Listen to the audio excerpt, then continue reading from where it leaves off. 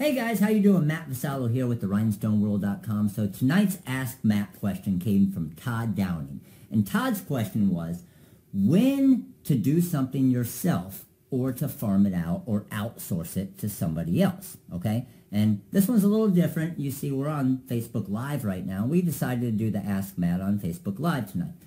So, here's my answer to that question, Todd. And this was difficult for me, okay, because I had to learn that the hard way. So here's the way. I didn't even really, when I got into it, I didn't even know about outsourcing. You guys know I knew nothing about this business and industry, and I made a ton of mistakes when I first started in the industry, and I still make mistakes all the time. But where I made my first and probably one of my bigger mistakes early on in the business was I was doing vinyl car decals back when I was the decal world.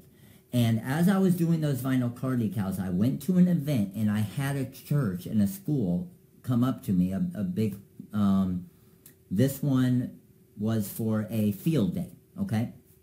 So they came up to me and they asked me, hey, do you do shirts? And at the point, I was just getting into the shirts, so I said, yeah, I can do shirts. Well, we need just over 200 shirts for our field day. And this was when I was first getting into shirts. I was like, oh, unfortunately, I can't do that, but I can do custom shirts and things like that.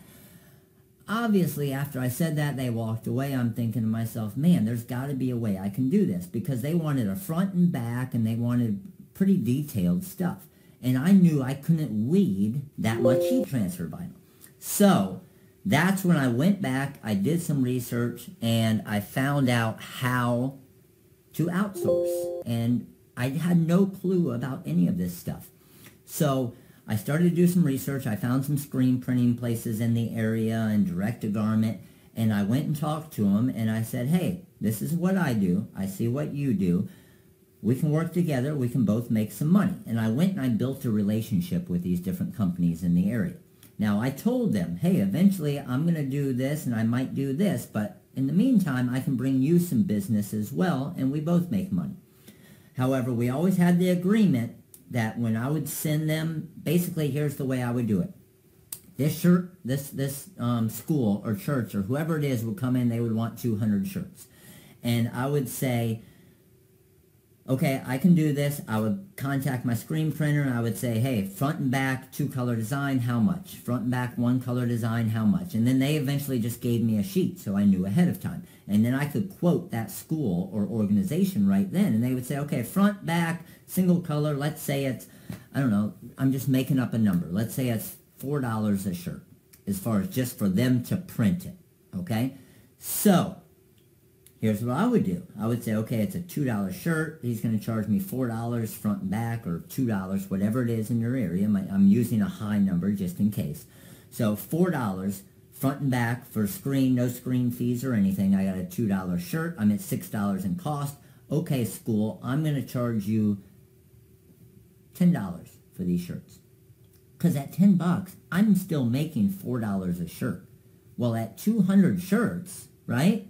200 shirts, I'm making $800 for doing absolutely nothing. All I got to do is I got to go to Sanmar. I'm going to drop ship these 200 shirts directly to the screen printer. And guess what? I'm going to go pick them up and hand them to the school, and I'm done. And I just made $800. So when is the right time to outsource it? And that's what Todd's question is.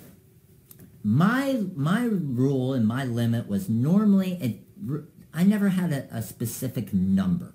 Like, I didn't say 20 shirts or 30 shirts or 35 or 50 or whatever. It all depended on the complexity of the design.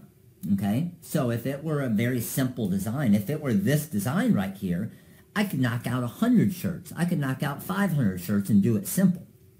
But if it's a 3-color front and back, a lot of weeding, I would look at it as far as the time involved in weeding. And think to yourself, just always think to yourself, as long as you can make some money on it by outsourcing it, you can work on new projects and get new orders and new businesses and work on the decals and work on this and work on this while that screen printer is doing all the work for you. It's almost like that screen printer is an employee. And that's the really cool thing about it. I got to the point where I outsourced to embroidery. And before I had my print cut machine and my Versacam, I would outsource my full color decals. And I could do everything. But instead of me buying all of this equipment and trying to do it all myself, I just kept outsourcing it to everybody else. And all of these businesses and all of these schools and churches all thought I'm doing it because I delivered it. Okay? Now, here's the issue with that. Make sure you find a good company to work with, because remember, they don't know that they exist. So if there's an issue, if you're late, if it's crap work, it's all on you. Okay? So you're putting your reputation on the line with these companies that you're outsourcing with. So, Todd, as I see you saying, there's not really a specific number.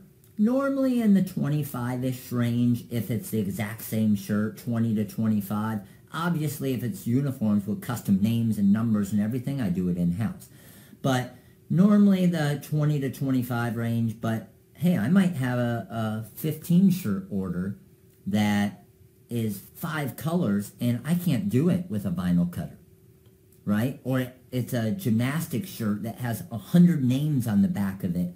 So, couple different things, and there's 2 ways that I always did it. I would either outsource to a screen printer, or I would get pre-made transfers, screen printed transfers.